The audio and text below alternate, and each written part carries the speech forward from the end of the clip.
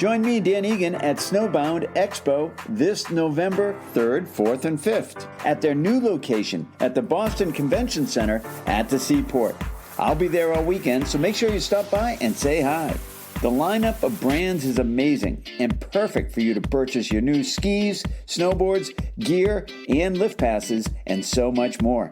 Hey, I've got free tickets for you by using my code at DanEganMedia at snowboundexpo.com. See you there. Hi, and welcome to the 603 podcast, where we explore the people, places, and things that create the culture of New Hampshire. This podcast educates, motivates, and discovers the stories that shape the Granite State and its impact on the country and the world. Hi, everybody. I'm extreme sports pioneer Dan Egan and your host of the 603 podcast. I'm excited about this podcast for so many reasons. First, to share the stories. Second, to meet and get to know the people who create, share, and develop the activities, businesses, and iconic history of our state, but also to hear from you, our listeners, about the stories and ideas you think that we should share on our podcast.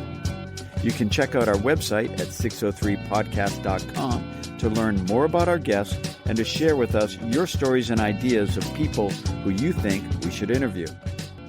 Hi, everybody. I'm Dan Egan, and we're back here on the 603 podcast. And as always, we're exploring New Hampshire stories, the stories that make the Granite State the great state. We have a beautiful story today, beautiful location, and with a lot of history around the state. And it's the Big Nansen. We're going to talk about the Big Nansen with Scott Halverson, who's sort of, I don't know, the energy and the passion behind the Friends of Nansen and the ski club up there in Berlin. Scott, how you doing? I'm doing fine, Dan. Thanks for having me. Yeah, it's great to have you. You know, you and I have talked a few times over the years about the Big Nansen, and I don't think a lot of people know what the Big Nansen is. You want to describe what is the Big Nansen? The Big Nansen is a mammoth, very tall ski jump in Milan, New Hampshire, right over the Berlin town line. It's 181 and a half feet tall, and when it was built from 1936 to 38, it was the world's tallest, which is pretty remarkable for a little town like Berlin in northern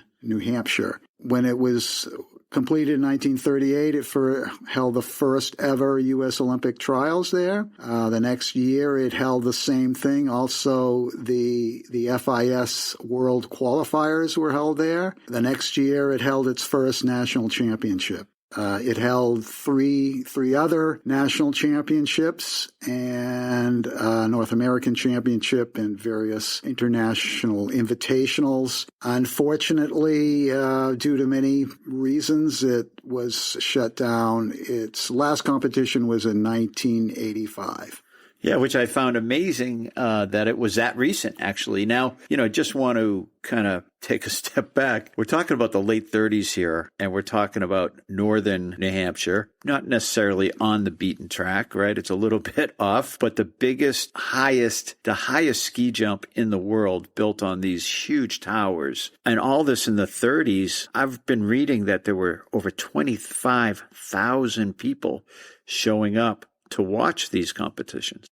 There were. This was a huge deal. This was, the actual building of the ski jump was made possible through a New Deal program through the National Youth Association, and they supplied the labor. Huzzy Manufacturing, who was in the ski jump business at the time in North Berwick, Maine.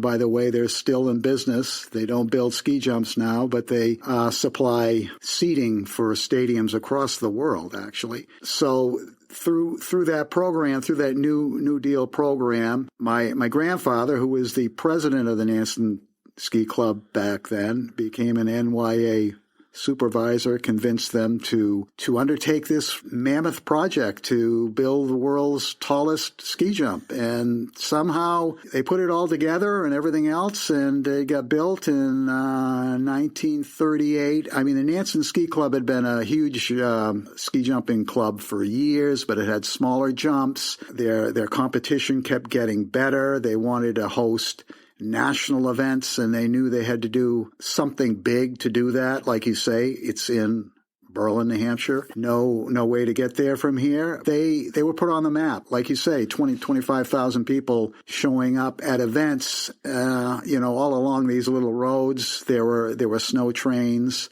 It was broadcast on 87 radio stations. It was a big deal. Yeah, I mean, big deal. Broadcast live on all those radio stations. This is cutting edge. And, a lot of people think about skiing and the history of skiing in New Hampshire as downhill skiing. But really, the early days of skiing, it was ski jumping. And that's where we get a lot of our heritage. And it was the Norwegians that brought that heritage here to the U.S. and not just New Hampshire, but to others. Talk a little bit about that, the Norwegian tie to the area and the building of the jump. Well, as you said, Norwegians were primarily responsible for getting ski jumping in the United States. There was a huge contingent of them in the Midwest, and they built jumps out there. And there was a contingent that somehow wound up in Berlin, New Hampshire. They worked at the sawmills and so on and so forth. And so, in their spare time, they would do what they did in their native country, which was cross-country ski and build little hills and jump. That's kind of where it got started. Probably the hub was, it's called the Norwegian Village in Berlin, still is called that. There's 4 streets. There's Norway, Sweden, Denmark, and Finland. I personally lived on 2 of those streets. I lived on Norway and Sweden Street as well as my grandfather.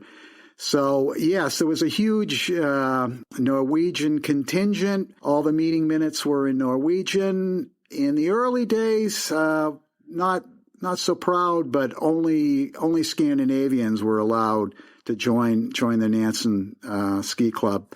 The ski club was, had a very informal founding, and the date is unclear. Somehow it 1872 became popular, and so until that's not proven correct, we are holding on to that. And the Norwegian explorer that kind of made all this possible. Tell us about that, because he has a nearly impossible name to pronounce. Yes, Fridtjof Nansen. The early name of the Nansen Ski Club was Skiluben, which just means ski club, and then it became called the Berlin Mills Ski Club. And then they decided Fridtjof Nansen had just crossed Greenland on skis, and he was a Norwegian hero. And so they decided, let's name our club after him.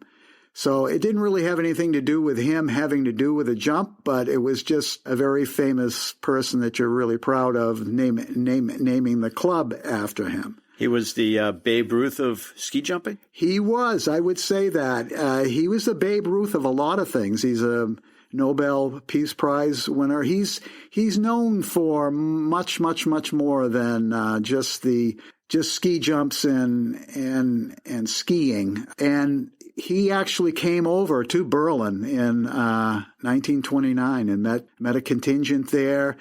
He met my grandfather. My grandfather, a few years before that, formed the first youth ski club, the Junior Nansen Ski Club. They welcomed Fridtjof, and it was a really big deal in 1929 when he came over. Very cool. Very cool. And, of course, Alf Halverson is your grandfather. He's an honored member of the U.S. Ski and Snowboard Hall of Fame in Ishpeming, Michigan. And that site is the site of the first organized ski competition in America, their jumping hill, and again around Norwegians. At being an honored member of the U.S. Ski and Snowboard Hall of Fame, it's great to meet you, his grandson, and to tie that together. Well, it's great to meet you, another honored member. Well, I appreciate that. And what's your take on the fact that your grandfather accomplished so much and had such an impact in the world of winter? He was an incredible positive force and a visionary. He really, he just seemed to embrace things. He never thought that anything was impossible. He was a great man, but he was even a better grandfather to me. I lived with him for quite a few years, a very magical person, and he just seemed to convey that to people. And he was always trying for the next best thing. He never let facts get in the way of progress. Early on, he embraced the Nansen Ski Club. He wanted them to be the best. They had the best ski jumpers at that time back in the 20s. He was constantly trying to think of better ways, not just to make the ski club better, but to make Berlin better. He was president of the Chamber of Commerce. He brought many businesses into Berlin. I would say the golden age of Berlin was when he was around there. He always was looking for his next challenge. I have a New York Post cartoon and newspaper article. He had told them that they were going to make a bobsled run down Mount Washington. They have this cartoon here. This was for the 1944 Olympics, which of course never happened because of World War II. But he was always, he said in the article, I've walked every mile of that area, and we know he didn't. But it made for a great story. It made for a great promotion, and he had every indication that he was going to do that. It didn't happen, of course, but he was always trying to do the next big thing. I love that. I love that inspiration, and it's great that you can appreciate that and the effect it's had. There's so many things about New Hampshire and past history. We have a lot of past history, and we can see it in the mill towns. We can see it around and a lot of different places around the state where things have fallen out of disrepair. It's not so often that they get restored. And I think the big story here, yes, this is a historic site, and yes, it was broadcast live on over 80 radio stations around the world, 25,000 plus people, but it had been forgotten about. And the history faded. It wasn't flashy anymore. It wasn't the newest thing. The trees grew and the money faded. Talk about the lowest point of the jump when it was in its worst disrepair. When was that, and what did it look like? We'll be right back. Mad River Coffee House, the best of 603, located just off of exit 28 off Highway 93 in Campton, New Hampshire. Open 6 to 6. Voted the best cup of coffee north of Concord. Start and end your adventure here. Online at madrivercoffeeroasters.com. North Country's Center of the Arts at Jean's Playhouse in Lincoln, New Hampshire presents award-winning Broadway-style plays, musicals, and children's theater, as well as comedians, cover bands. Get your tickets today at jeansplayhouse.com.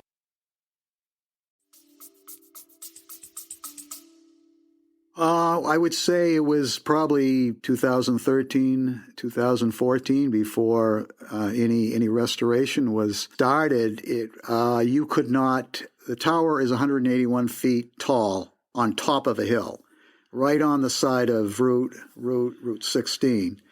It's hard to hide that jump, but those trees did. You could barely see the very top of the jump. I moved out of the Berlin area, and I've lived various places and so on and so forth. But my brother still lived up there, so I'd go to Berlin and I would drive by there, and I didn't do anything about it, but I was heartbroken. And I just thought, boy, I can't believe this. This is, it's a family monument. It's a Berlin monument. It's just a state monument. It's an incredible thing, and it is going to be lost. And that's what I kept hearing. And then in 2014, actually, I came aboard in 2017. But in 2014, the state of New Hampshire, God bless them, and their Bureau of Historic Sites Director, Ben Wilson, took an interest in the jump. Now, the jump belongs to the state of New Hampshire. They went through a period where they tried to sell it, privatize it to somebody club that would maintain it, no buyers. They went through a period in the 90s, which probably was the low point where they were going to destroy it, and they had things in the works to destroy it. Somehow, it just didn't happen, and it just stayed that way and grew up Then in 2014, Ben Wilson was the director. He was fascinated by it. He's got a skiing background. And a friends group started in 2014 called the Friends of the Nansen Ski Jump. And they collaborated with Ben to just try to clean it up. You know, is there any way we can save this? Can we make this a historic site? We just don't want it destroyed. I mean, it's amazing feat within itself that here's this huge jump. And I remember seeing it in the 90s. It was above the trees, and it left an impression. But here we are in 2013, and it's almost completely gone. The hill itself, the landing hill, almost completely gone. And like you touched on, it's a family, there's a family tied to this. And Berlin at the time also was struggling, right? So they're kind of going hand in hand. Yes, absolutely. Yeah, it kind of was kind of another indication of the decline of the area. You know, again, it was a family thing too, something that was so magnificent, so unlikely to be there. You know, once it's gone forever. And so that was heartbreaking. Champion the Friends of the Nansen Ski Jump, champion the state of New Hampshire. They pecked away at it. State of New Hampshire put some money in to clear the site. The town of Berlin collaborated around it. You know, they chip away at it. And bring me to the day where it's sort of the trees are down. What's that look like to see the monument back? Bring me to that day. Well, that is Ben Wilson had a great quote. He said, "It's like discovering the Statue of Liberty," and all of a sudden the tower is there again. The steel was in remarkably good shape. The good news is, back in the 80s when the jump held its last event and everything else, the state of New Hampshire actually painted it with high quality paint, which really saved the steel. And then 2014, it gets cleared up and everything else. Sarah Hendrickson, who was a World Cup champion female ski jumper from the United States, had family in Plymouth, New Hampshire. And she heard about the jump, heard about this big jump up there that they're trying to just restore and so on and so forth. And so she wanted to see it. She went up. She walked up the jump with all these dilapidated boards, very dangerous actually. And she says, "I want to go off this jump." And she convinced her sponsor, Red Bull, to put a significant amount of money in to tear off the old decking and to put decking on. So is she responsible for the decking? She is responsible for the decking, and her sponsor, Red Bull. The restoration progress was going very, very slow. I mean, the state of New Hampshire just doesn't have a lot of money for a ski jump that isn't being used. So it was going painfully slow, so it needed some energy. And boy, did we get some energy when Sarah came aboard, and with a financial backing of Red Bull. Then it turned into, okay, we're going to redeck this jump for the one last jump off the Big Nansen. And that was the plan. And No Stone Contracting, who is, they're out of Concord, and they did a heroic job. They started probably in November.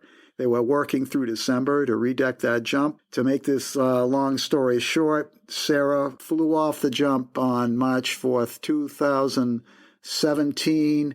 I was there. There were a few people. It was not publicized. Red Bull didn't want a crowd, the liability. They wanted the promotion. I mean, it's a big deal, right? Because Sarah Henderson, for anybody who doesn't know, is the first American ski jumping Olympian. Of course, the background on women's ski jumping in the Olympics was it wasn't a thing until Sarah. Right. And there's a great movie about that. There's a documentary about how the women were able to get back into the Olympics. So there was a lot of momentum, of course, around women and ski jumping, and Sarah, being the biggest name at the time in the U.S., was a big deal. And, of course, her New Hampshire roots. I mean, it would take New Hampshire roots to really feel that. And I think that connection was important, that she was from New Hampshire. Absolutely, absolutely. It was like, another great thing about our state. We have, we're a little tiny state in the northeast corner of the country, and we have some wonderful, incredible people, wonderful, incredible landscape, and at one time, the world's tallest ski jump. And it's amazing. I think, when you look at this from a historical perspective, from the 1930s till the time Sarah jumped, the one thing that's always very striking, whether you're looking at photos, the old film, or the new Red Bull video, is the walk up. There's no elevator. It's the walk up. Can you describe the walk? Yeah, the walk up is, well, you've got this chute, which is about 320 feet long. And then, of course, the top part of the chute is incredibly steep. And the only way to get up there is on the very side of the chute, there's cleats. Not steps, cleats, just, like half-inch high cleats. And these ski jumpers have ski boots, slippery, and they're carrying skis on their shoulder. To add insult to injury, they have to walk all the way up there. And I've gone up there quite a few times, actually, but a lot of people do not want to do it. If you have a fear of heights, you don't want to do it. Once you get to the top, it's an incredible panoramic view. But to add insult to injury, now you're on the top with skis and everything else. The only way down is skiing down. And I was not a ski jumper, so I live vicariously through these people. And I belong to a lot of ski jumping groups now and so on and so forth, New England and Eastern and USA Nordic. And I collaborate with a lot of people that have gone off the Big Nansen. And a lot of them have said it was the scariest jump that they've ever gone off of, just because it's this big tower and it would sway. And it would sway. Yeah, I mean, I can only imagine. And the imagery of those jumpers walking to the top is quite striking. And, going back to the early days of those ski jumpers, these were really the extreme sports athletes of the day, jumping in leather boots. A lot of cases, I think, wooden skis. There's a very striking photo on your website of all the skiers in the Catholic Church, the blessing of the skis. Tell me about that. It's a striking photograph to see everybody in church with their skis and poles. What's happening in that photo? Well, I'm not sure of the date of that, but it was at St. Kieran's Church in Berlin.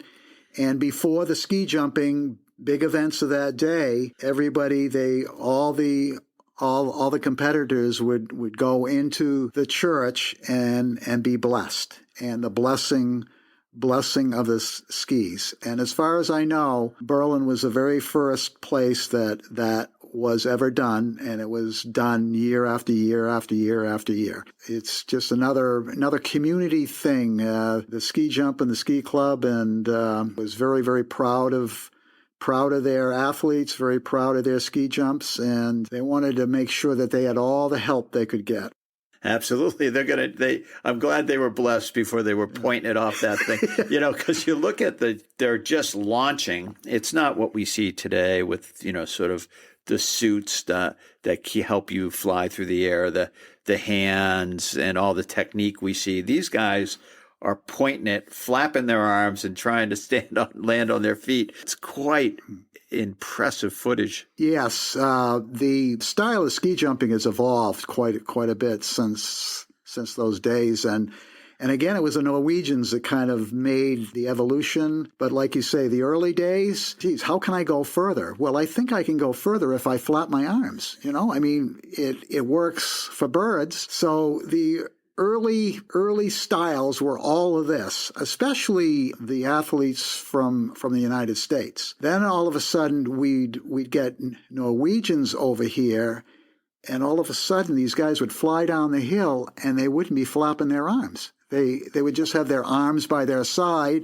and just like a gymnast, just flying down the hill and going further. So the United States athletes caught on to that, and then in the early 2000s, I think it was, or I'm not sure of the date, was when when the V shape evolved, which is what we have now, which is an even better aerodynamic style.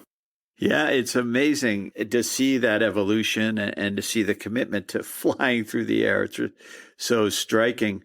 It was my good friend Bill Kerrig that made the movie Ready to Fly. Came out in 2012 about the women's championing to get into the Olympics. It's really a fascinating story. At the same time that Sarah came to jump, the Plymouth Regional High School was rebuilding its jump. And Plymouth is where Sarah is from. We brought her to Plymouth and did a great presentation at the Flying Monkey with Sarah. What was your involvement there with the rebuilding of the Plymouth Regional High School ski jump? I didn't really have a role in that, but what I did do is once I started to get involved with the Nansen restoring, I heard about Skip. I heard about his heroic fundraising and how they rebuilt that jump in a mere few months. So I did reach out to him for some tips and everything else, and he was very, very, very, very helpful. And we were at the ground floor. We really didn't know what we were doing, and in hindsight, I'm glad we didn't. So we knew that it was possible. So we saw this Plymouth jump rise from the ashes, and we said, well, we can do that here. It's fascinating because, not a lot of people follow high school sports, but we're the only state in the country with a high school ski jumping league. And yes. So that really goes to the rich heritage. It does. And it's really, it really is remarkable. We not only are restoring the Big Nansen Ski Jump, but as we encountered some obstacles and funding and so on and so forth as far as getting that job done, there used to be a 40-meter jump right next door. And we turned our attention to that. To make that long story short, we were able to build a brand new 40-meter Little Nansen, which just this last year hosted the New Hampshire Ski Jumping Championships, as well as an Eastern competition. So that jump is thriving. It's like half the size of the Big Nansen. We'll be right back. Waterville Valley is New Hampshire's family resort. If you're looking for an authentic, independent ski resort with local charm, elite snow conditions, look no further. Ranked the #1 ski resort in the East by Condé Nast Traveler, Waterville offers year-round activities including 265 acres of alpine skiing, lift service mountain biking, golf, country skiing, food festivals, live outdoor concerts, and more. All kids under 5 ski free when you purchase an adult pass. Learn more at Waterville.com.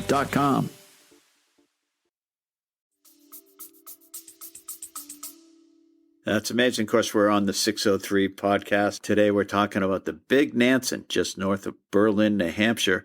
We're with Scott Halverson, who the treasurer of the effort to bring this jump back. And to quite a bit of success from the time that Sarah Henderson jumped it for what we all thought would be the last jump on the Big Nansen. So much has happened. Tell us what's happened since then. Well, what has happened is Sarah jumped. Then, there was a big celebration in Gorham about, this is the last jump and everything else.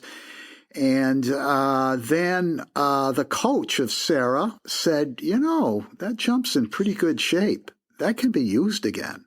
And that kind of started a conversation, and somebody actually asked Ben Wilson at the time, hey, do you think that this jump could possibly be used for competition? And he said, well, we never say never, which was a door opening, because the state of New Hampshire, we weren't sure if they were going to allow us to do that, to try to actually restore it, to be able to hold competition there again. We had obstacles with that in the beginning. The state of New Hampshire is probably our largest champions, both financially, logistically, and they're totally on board. I can't say they always were. You've got something up here, it's liabilities, this, that. So we've got a license agreement now. So it evolved. It evolved from an effort to just historically preserve it. You'd have some placards there and say, geez, this used to be great. This used to be great, everything else. That rang hollow with a lot of us. we knew what it was before, and we thought it could be that way again. So slowly we plodded away, convincing the state of New Hampshire, hey, you don't have to make any financial commitment, but can you allow us to do this? And we got the license agreement. And in the meantime, as I said, it has evolved. The state of New Hampshire is fully on board. We've gotten some match funds from them. We've gotten some other funds from them. We have a federal grant that needs match funds. We're getting some match funds from the state of New Hampshire, and we are working hand in hand with the state of New Hampshire Bureau of Historic Sites under state parks. So that's amazing. And you've recently changed the ramp. So it's gone from decking to a non-snow ramp. Is that right?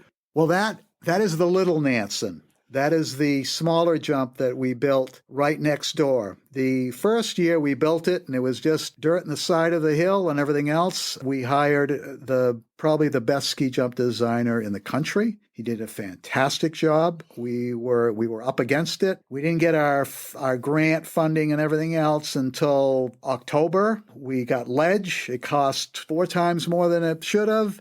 We got the money. We started construction of the thing in November, and it got completed enough by December to be able to hold our first ski jumping competition in 37 years on site in 2022. We had an Eastern event, had absolute rave reviews from all the jumpers, all the coaches, saying this is the best jump of its size probably in the East. And that's saying a lot. You have Lake Placid, which has all the money in the world to be able to do what they want to do, which is good, which is great.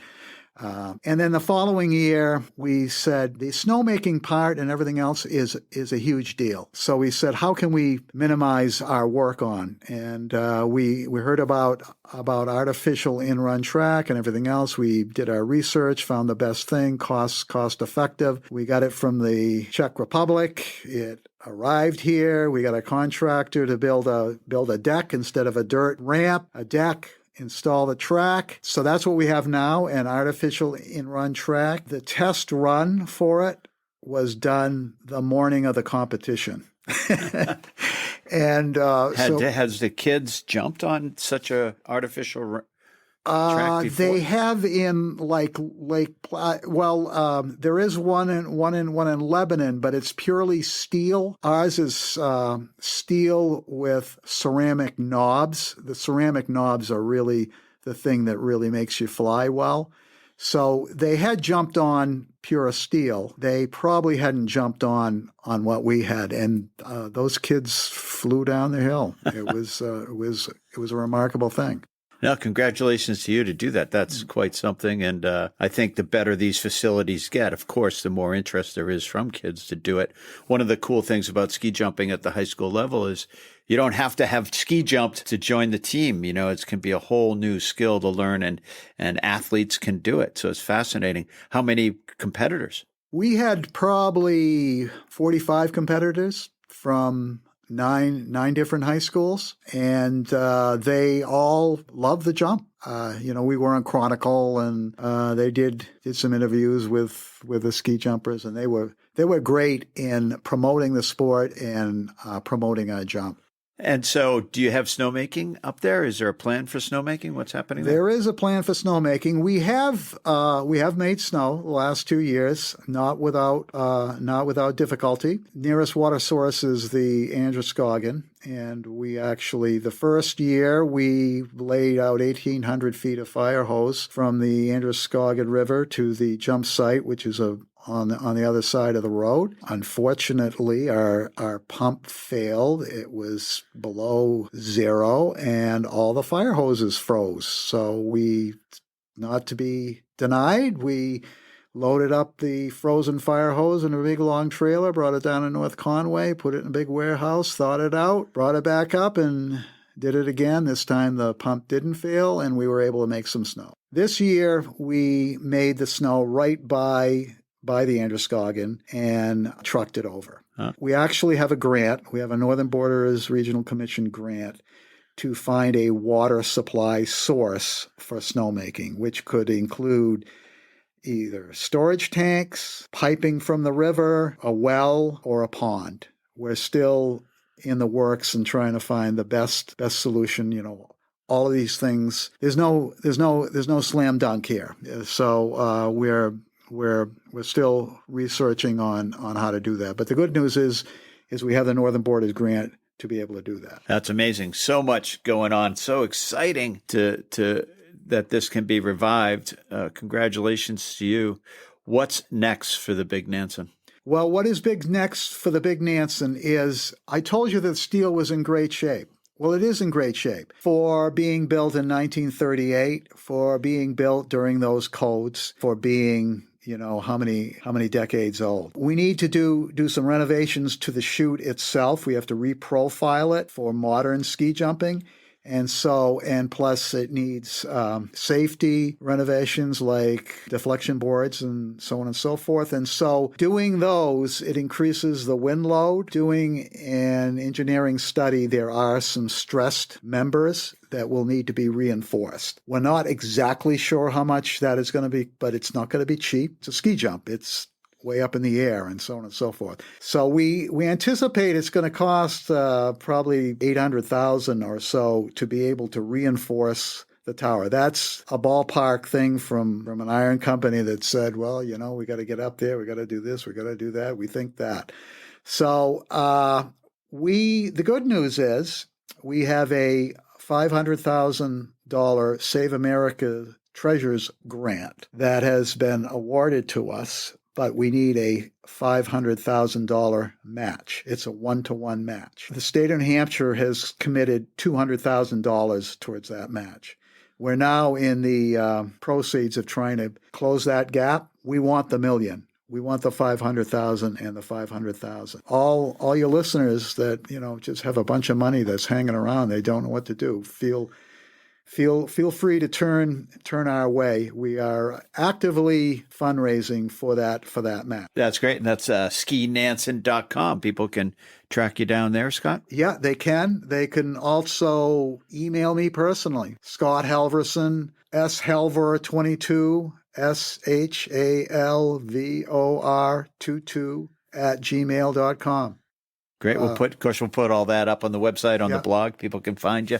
I'm fascinated by the Big Nansen, as I know so many people are. Here we have a historic site that, affected skiing and ski jumping around the world. It has a huge history, late 1930s, all the way up to the last jump in 88. And then, of course, a company like Red Bull and Sarah getting involved really puts it back on the map. But the connection between your grandfather and you, I'm touched by that. Do you feel like... I am too. I imagine you are. Do you feel like he's up there pulling this forward? I absolutely feel that way. I feel like I have been given a gift. I told you that I would drive by the jump when it was totally abandoned and be heartbroken. And feeling, not only heartbroken, but, Scott, you're not going to do anything about this. And then to be given this gift with the Friends of Big Nansen and with this thing. And I have, since Sarah's jump, I have been in there with both feet, much to the chagrin of my wife at times. And it has been a gift that I said, I cannot ignore this. This is something that somehow has been placed in my path, which very few people would get an opportunity like this. I really feel that way. And the family connection, the people I've met along the way has been absolutely remarkable. I mean, like I told you, I'm not a ski jumper, but I am a member of the ski jumping community, and I can't think of a better community. I have met the most wonderful people in this journey. I have met the most wonderful athletes along this journey. I've never seen a community of athletes that, yes, they are competitive, but they root for everybody. It is a definite community. The town of Berlin, the town of Milan, the town of Gorham, the community coming together. And, Berlin has had some hard times. And this is a bright spot. This is a bright spot. This is a bright beacon that is beyond Berlin. It's beyond New Hampshire. It's nationwide. It's actually international. I get emails from people from all over, just really like you say, being fascinated by the Big Nansen and the prospect of it coming alive again. I love that. And, recently you had sort of an icon speak to everybody up there. And, many of us remember the wild world of sports and the agony of defeat and that ski jumper falling off of the ski jump during the wild world of sports, the agony defeat. Of course, none of us ever knew who that was. They never told us who he was, where he was from. But you've met him. I've met him. I met him just this last summer. His name is Vinko. He's from Slovenia. He is now a painter, and he has been totally unaware of his notoriety over here in the United States, except he got contacted for a ABC Wild Sports show a while back, and he was dumbfounded by that. Well, I belong to the New England Ski Jumping Nordic Combined group, which is all about ski jumping in New England, and we sponsor a ski jumping reunion. And this year, somebody came up with a bright idea of, hey, let's invite the Agony and Defeat guy from ABC Wild World of Sports.